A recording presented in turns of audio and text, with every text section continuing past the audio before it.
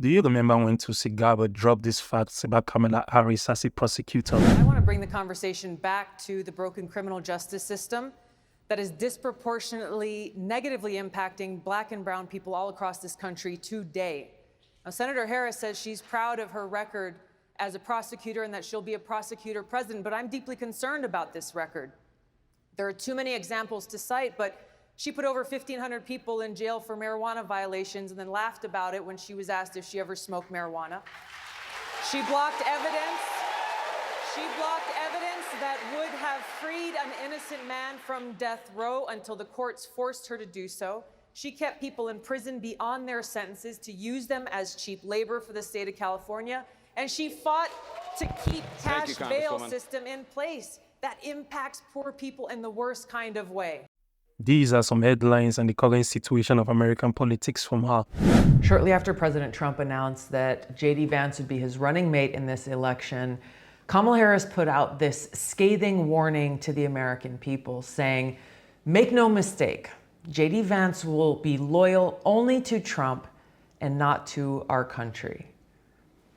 The audacity of Kamala Harris to make this statement is off the charts. J.D. Vance is someone who enlisted in the Marine Corps. He deployed to Iraq in 2005, the same year that I was there, during the height of the war, putting his life on the line in service to our country. Was Kamala Harris willing to put her own life on the line in service to our country at any time in the past or now? No, she hasn't, and she isn't. Kamala Harris's hypocrisy continues. If you enjoy videos like this, please like and subscribe to the channel. Not sure if you guys caught this, but MSNBC was exposed today for yet another set of lies. They deceptively edited together this video of different Joe Rogan comments to make it appear that he was singing the praises of Kamala Harris. She's going to win. No, she's not. She can win. She is a strong woman. She is a person who served overseas twice. She in a medical unit. She was a congresswoman for 8 years. Yeah. She is a person of color. She's everything you want. She's going to win. No, she's not. She can win. They just want no Trump, no matter what. This is not reflective at all of the truth of what Joe Rogan said.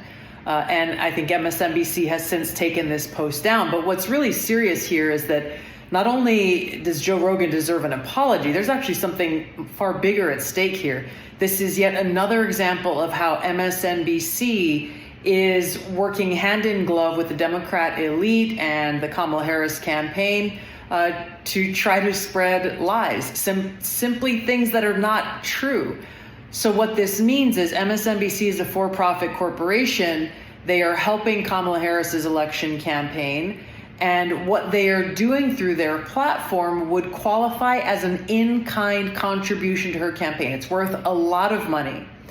The fact that they are doing this should require the Federal Elections Commission that manages campaign spending and campaign finance to require them to report this as an in-kind campaign contribution or to be punished for abusing their position in trying to use their platform that has nothing to do with journalism. It is purely a propaganda platform, and that they are using this in order to try to help Kamala Harris get elected.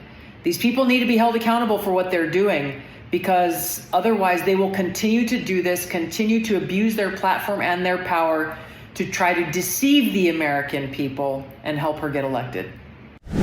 Maybe many of you saw the same headline that I saw this morning that seemed encouraging at first, saying that the Pentagon is finally going to give economic hardship bonuses to our troops, many of whom have been struggling under this economy over the last few years, who've been struggling with inflation and an inability to afford even the most basic needs of themselves and their families.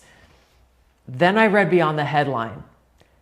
On military.com, this article says that the Pentagon is finally going to provide these economic hardship bonuses that Congress authorized a year ago. First of all, what took them so long? They can rush to quickly find billions of dollars to send to Ukraine, but when it comes to providing real assistance to our troops at a time of economic hardship and need, it takes them a year to actually be able to provide this help.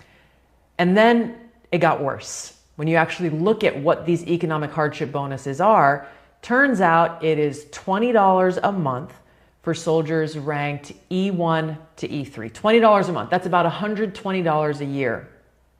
It's not going to go very far.